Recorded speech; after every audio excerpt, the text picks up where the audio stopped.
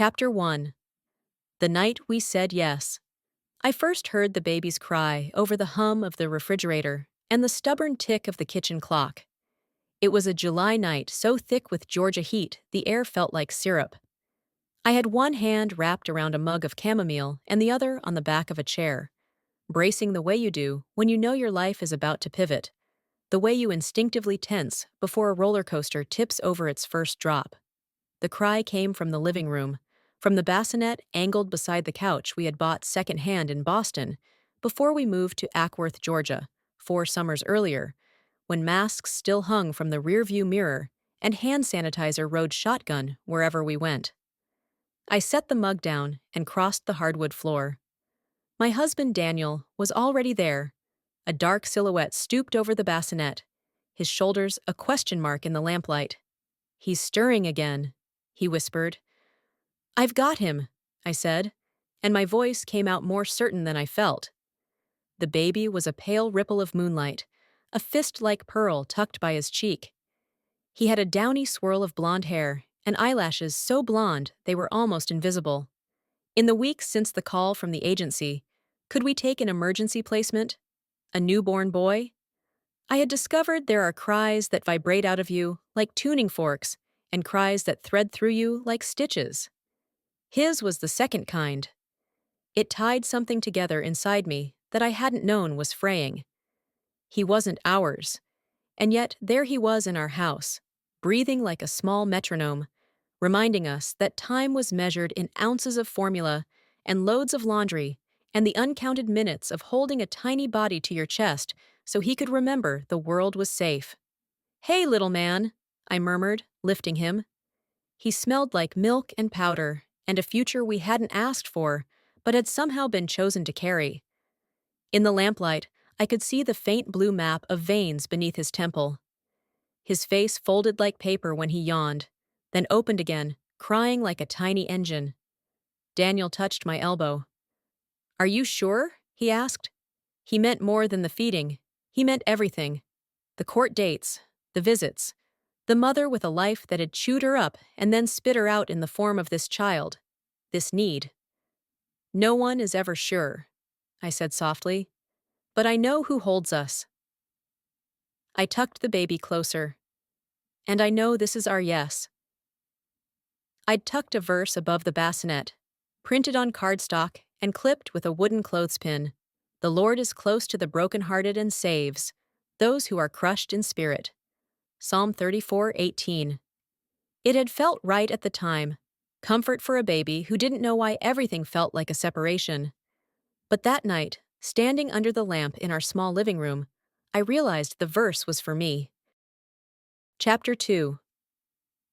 Before the storm, back in Boston, we had measured seasons by the sap freeze and the bloom of tulips in the public garden, by crowded tea trains and the slam of the storm door when our daughters, Mia and Lily, bolted to catch the bus. We were that Asian American family everyone knew because we sat in the second pew every Sunday and brought scallion pancakes to the church potluck, because Daniel sang with the worship team and I taught the preschoolers and usually had glitter somewhere on my face. We loved our routines. It kept everything neat. The calendar squares colored in for piano lessons and SAT prep, youth group and dentist appointments. It was a way of believing that life could be arranged if you just stacked the blocks right, that faith could be practiced like scales on a keyboard. Repeat until perfect. Then came the pandemic. The city fell silent. The streets seemed to hold their breath.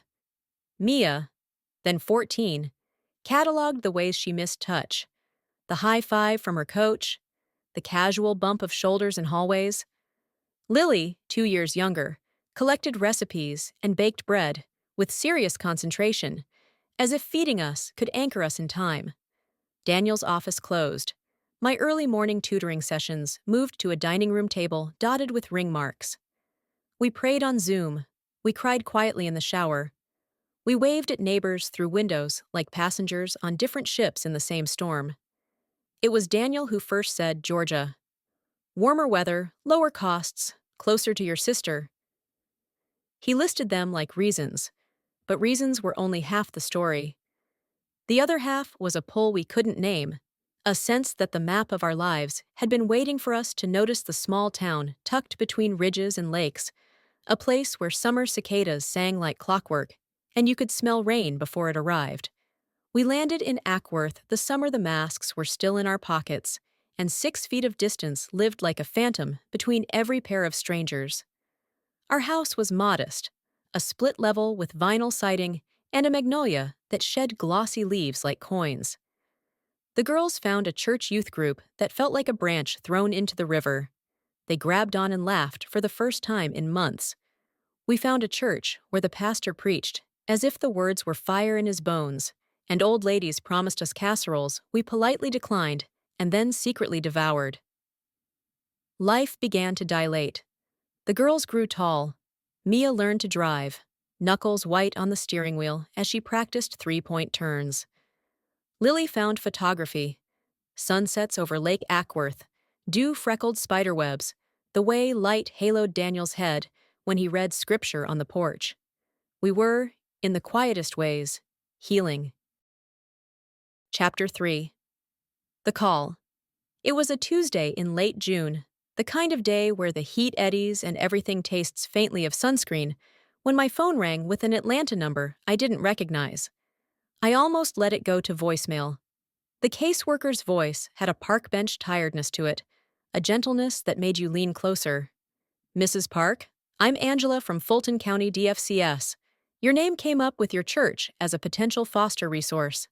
She paused, as if to see whether the word resource would scare me away. "We have an emergency placement, a newborn boy. He needs a safe place tonight." I have learned that God sometimes knocks politely and sometimes kicks down your door. That day felt like both. "Tonight?" I repeated, buying time, my mind already half a mile down the road, imagining diapers and formula and where to put a bassinet. "If you need an hour, we can give you an hour," she said. "He's 3 days old. Mom's. She's had a hard life." I thought of James 1:27. Religion that God our Father accepts as pure and faultless is this: to look after orphans and widows in their distress. I had taught that verse to sticky-fingered preschoolers a dozen times, crafting paper hearts and gluing them crooked onto construction paper. It is one thing to cut out a heart with safety scissors. It's another thing to place a real, warm, needing heart against your chest. "Let me talk to my husband," I said. My voice sounded far away, like it had walked into another room. Daniel was on the porch, refilling the bird feeder. He listened. The scoop of seed paused mid-air. "An hour?" he asked. "An hour," I nodded. The idea rearranged the furniture of my mind. We had always said that someday, when the girls were older, when life was calmer, when money was a little more, we might foster. We had said it like a promise you make to a future version of yourself, the kind you're not sure you'll be brave enough to keep. But the phone call did something crackling and immediate in us. It turned someday into tonight. Daniel's eyes found mine. "We can do hard things," he said simply. "Not because we're strong." He set the scoop down. "Because he is." We told the girls at the kitchen island. Mia's eyebrows shot up. She looked for the outline of the logistics like a detective at a crime scene. "A baby? Like an actual baby?" Lily clapped a hand over her mouth and laughed and then cried. "Yes," she said through tears. "Let's be the yes." We went to work like a small, creaky machine. Lily and I rushed to Walmart, tossing diapers and wipes and 3 tiny onesies into the cart. Mia Googled formula brands and watched videos on how to swaddle. Daniel carried the old rocker up from the basement, its joints complaining. By the time the doorbell rang, it was sunset. The sky bruised peach and purple over the magnolia, and our living room looked like a thrift store exploded. Blankets, burp cloths, a bassinet cobbled together with Allen wrenches and prayer. Angela stood on the porch with a car seat and a paper bag of forms. Her hair was in a messy bun that said she had been doing too much for too long. She smiled, but her eyes were worn. "This is Noah," she said, and the name was a bridge.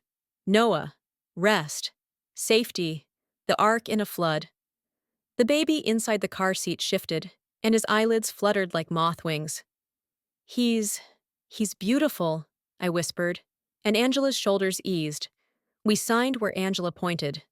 We nodded when she told us about supervised visits and background checks, about court in 2 weeks. Angela placed the car seat on our rug and quietly gave us the particulars: birth weight, hospital, the mother's first name, Claire. I filed each fact away like beads on a string, unsure whether I would have the chance to thread them together into a person I could know. As Angela left, she paused. "I don't say this to everyone," she said, eyes bright with something like relief. "But I could tell, from the way your church described you, that Noah would be loved here." When the door closed, the house felt both crowded and holy, like a sanctuary after a benediction when no one wants to leave. Chapter 4. The Middle Miles. Noah taught me the geography of night, the landscape of 1:17 a.m., 3:02, 4:35. The way house sounds shift, the refrigerator groaning, distant freight trains threading the town, the soft click of the AC kicking on.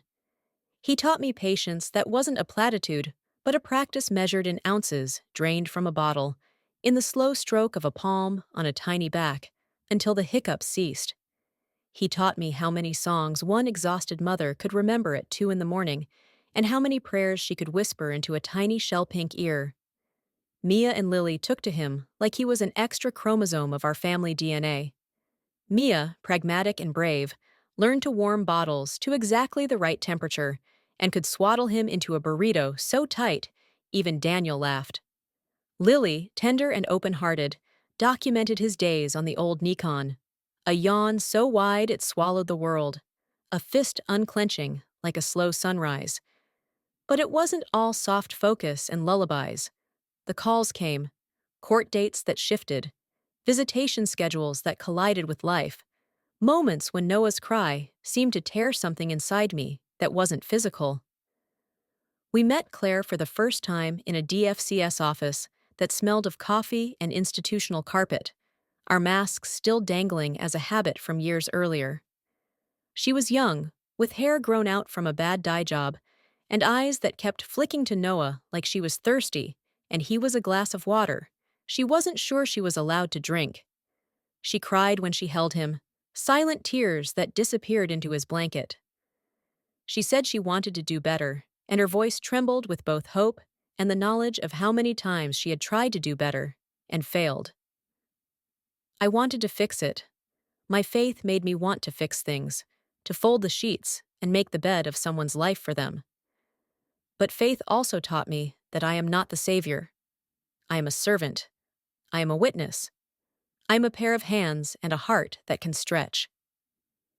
We prayed with Claire in the parking lot once, awkward and beautiful under a pecan tree whose leaves rattled in the heat. Daniel's voice was simple. "Lord, your mercy is new this morning, and for Claire and Noah, we ask for more than we can see. Help us be faithful with the little. Help us love like you love." Noah developed colic. For a month, every night between 7 and 10, he cried like his tiny ribs couldn't hold his grief. I wore a rut in the living room carpet, circling with him pressed to my shoulder. I recited Isaiah 41:10 under my breath, a mantra and a promise. "Do not fear, for I am with you. Do not be dismayed, for I am your God. I will strengthen you and help you." Strength arrived like an IV drip, slow, steady, enough. The girls' lives surged forward, as teenage lives insist on doing. Mia collected acceptance letters in fat envelopes that made the mailbox proud. Lily, a rising senior, started talking about cap and gown colors like she was inventing a new rainbow.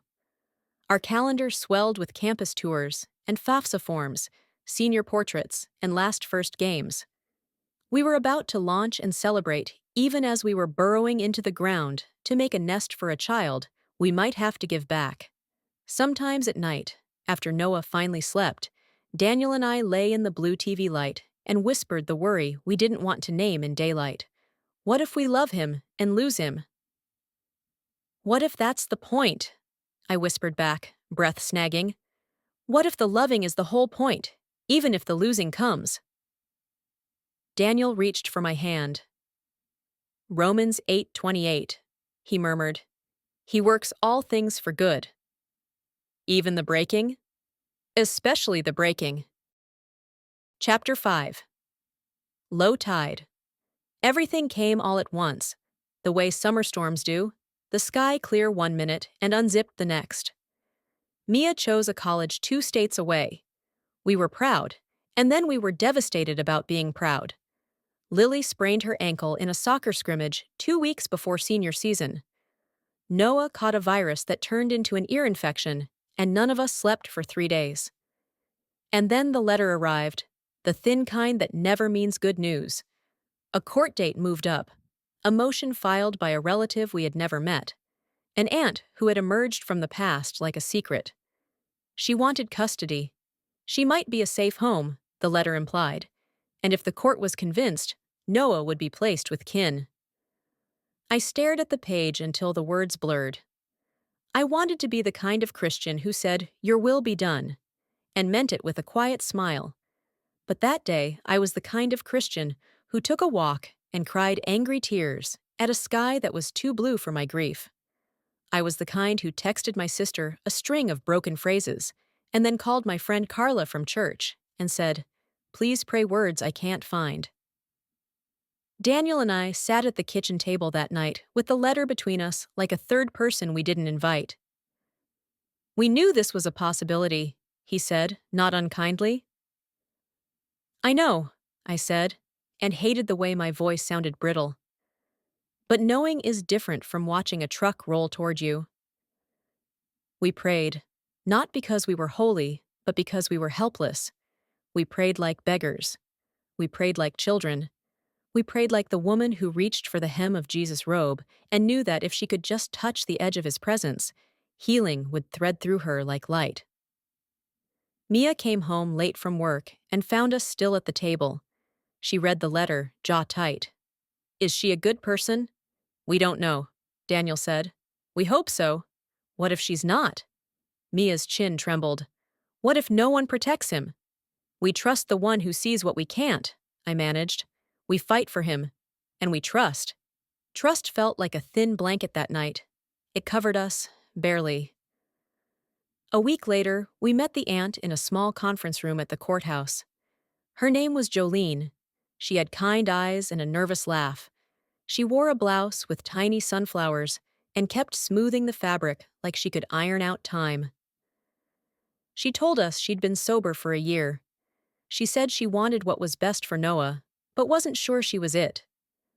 She had a job at a salon and a 1-bedroom apartment and a cat that didn't like babies. She said she loved her sister, but didn't trust her. Claire was trying, she said, but the trying hadn't stuck yet. When Jolene held Noah, he grabbed her necklace and she laughed through tears. "Oh, buddy," she whispered, "you're a strong one, aren't you?" In the hallway afterward, she touched my arm. "You seem like good people," she said. "I don't want to mess this up." "You're not messing anything up," I said, and I meant it, and it hurt to mean it. We went home to wait for a judge to make a decision about a life that fit inside our arms. The waiting did what waiting always does. It rubbed me thin. I forgot where I put my keys. I snapped at Lily for leaving a dish in the sink, and then hugged her too hard in apology. I stared at Noah's sleeping face and tried to memorize it in case my memory had to be the thing that kept him mine. One night, in the hush after a 2 a.m. feeding, I opened my Bible to Matthew and found myself in the red letters. "Come to me, all you who are weary and burdened, and I will give you rest." Matthew 11:28. I didn't read the rest of the passage. I just sat with the invitation like a cool hand on a fevered forehead, and finally, slept. Chapter 6. The morning of the hearing, dawned with the kind of relentless sunshine that made me feel personally attacked. We'd dressed Noah in a soft blue romper and packed the diaper bag like we were going to war. The courthouse hallways were cold and smelled faintly of disinfectant and stress. Claire was there, jittery, hair pulled into a too-tight ponytail. Jolene squeezed her hand. They didn't look like enemies. They looked like sisters who'd been buckled into life's backseat without a say. Our case was called Mid-Morning. The judge was a woman with stern eyes and a voice that sounded like it had told 1,000 families yes and no, and nothing at all. The lawyers spoke in phrases that turned love into legalese. I tried not to cry. Daniel squeezed my knee. Mia and Lily sat behind us like bookends, their faces tight with a mix of fury and faith. Then something happened I hadn't planned for, because who plans for mercy to tip the scales? Claire stood to speak. She was shaking slightly. "I know I'm not ready," she said, voice small but steady. "I want to be. I want to be so bad. But I'm not. Jolene is trying hard, and these folks." She gestured toward us without looking, as if we were a light that would make her weep. "They've loved him like he's theirs. I don't know what the right thing is. I only know what the kind thing is. Please do the kind thing." The room went quiet in the way that means something sacred has happened inside a very unsacred place. The judge asked a handful of questions. She sent us to the hallway while she considered. I felt like a child called to the principal's office, and also like a soldier waiting for orders. When we were called back, the judge cleared her throat. "This court's mandate is the best interest of the child," she said, words careful, like she was walking a narrow bridge. "I am ordering a concurrent plan. Noah will remain with his current placement." I realized with a jolt she meant us. "With an increase in services and visits for the biological mother, and consistent supervised engagement with the maternal aunt, we will revisit in 3 months." Relief flooded my body so fast my knees went watery. It wasn't a forever, it was a for now. But in foster care, for now is the currency of survival. Outside on the courthouse steps, Claire approached me. Up close, she looked like 1,000 contradictions stitched together by hope. "Thank you," she said, and the words carried a lifetime. "We're with you," I said, and I meant all the layers of it. Jolene hugged Noah and then me. "I'll be around," she said, like a promise. That afternoon, after the adrenaline had burned off and Noah napped with his mouth open like a tiny bass, I sat on the porch and cried the kind of tears that leave you clean. Daniel came out with 2 glasses of sweet tea and sat. We watched a blue jay yell at nobody in particular. "Do you think we did the right thing?" I asked. "I think we did the faithful thing," he said. "Right is for God. Faithful is for us." Chapter 7. The Fire and the Flood. The next months were a slow braid of ordinary and holy. Claire kept her appointments. She stumbled. She stood. Sometimes she showed up to visits extra early, sitting on a bench with a notebook in which she had written down questions. How many ounces? What helps him when he's teething? She cried when she missed a visit, and then made the next one like her life depended on it. Maybe it did. We included Jolene in everything we could. She came to the park with us and pushed Noah on the baby swing, her sunflower blouse fluttering. She came to church once, nervous and brave, and the old ladies descended with casseroles she swore she didn't need, and then took anyway.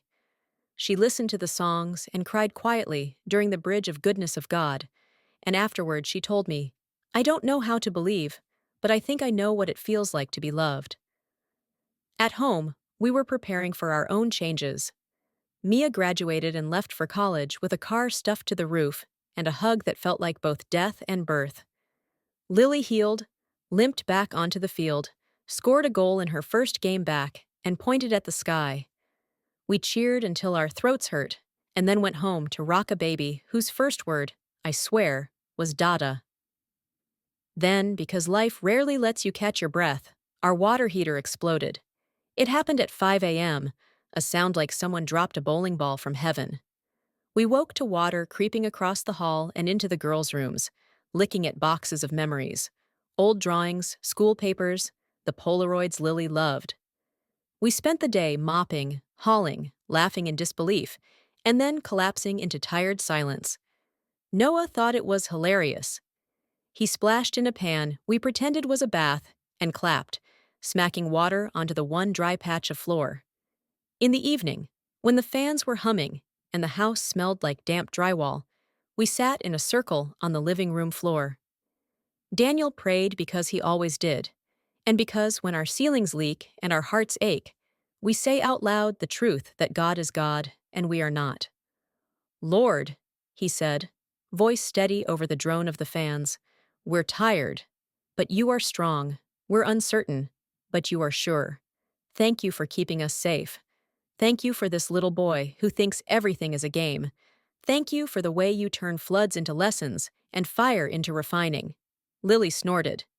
And for insurance adjusters who answer the phone. We laughed, because laughter is holy too. Chapter 8. The Quiet Miracle. A year after the night we said yes, we stood again in a courtroom. Noah was toddling, a blonde blur in suspenders, my heart walking around outside my body. Claire was there, clutching a tissue. Jolene, steady at her side. The judge looked at the file, then at us, and then at Noah, who waved like he'd been elected mayor. Much has changed, the judge said, and much has not. What has changed is the maturity of all involved, the demonstrated love, the commitment to this child's best interests. What has not changed is the court's mandate. She took a breath. The court will move today to permanence, given the mother's progress and her expressed desire for stability for her child, and the aunt's ongoing support. I am placing Noah in the permanent custody of Daniel and Grace Park, with an open arrangement for contact with the biological family as agreed upon by the parties. I couldn't breathe. Daniel's hand closed over mine. Claire was crying, but she was smiling too, a complicated, aching, beautiful smile. Jolene nodded, tears on her sunflower blouse. The gavel came down like the last chord of a worship song that has already changed you. Outside, the sun was fierce and joyful. We took pictures on the steps. Noah squinted and stuck his tongue out. Claire hugged me long and hard. Thank you for loving my boy, she whispered into my hair. Thank you for trusting me, I whispered back. Later that night, after cake at the church and a chorus of off-key Happy Adoption Day, after the old ladies took too many photos and the teenagers made Noah a paper crown, after we got home and the house finally fell quiet, I tucked Noah into his crib. The card with Psalm 34:18 was still clipped above his bed. I pressed my hand to his back and felt the rise and fall, the tide of a life that had washed up against ours and remade our shoreline. I didn't know what the next years would hold. College tuition, Lily's senior year, the brave unspooling of a family learning how to be bigger and softer at the same time. But I knew this. Our story was not neat. It was not easy. It was, in the marrow-deep way that matters, good. I sat in the rocker, the same one we'd carried up from the basement, and opened my Bible one more time. Not to a random page, but to the place my heart had hidden 100 times in the dark. Do not fear. I will strengthen you and help you. And then I turned to James 1:27, ran my finger under the words, and smiled at how they were no longer construction paper hearts, but flesh and blood, bottle and blanket love. When Daniel came in, he bent and kissed my head. We made it, he said. No, I said, smiling, eyes on our son. We're making it. I switched off the lamp, and the room fell into a soft prayer dark, filled with the hum of the house and the even breathing of a boy whose name meant rest, and whose life had taught us what it truly was.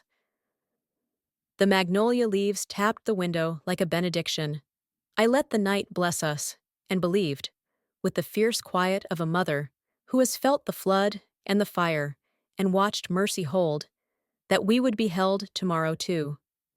And we know that in all things God works for the good of those who love him. Romans 8:28.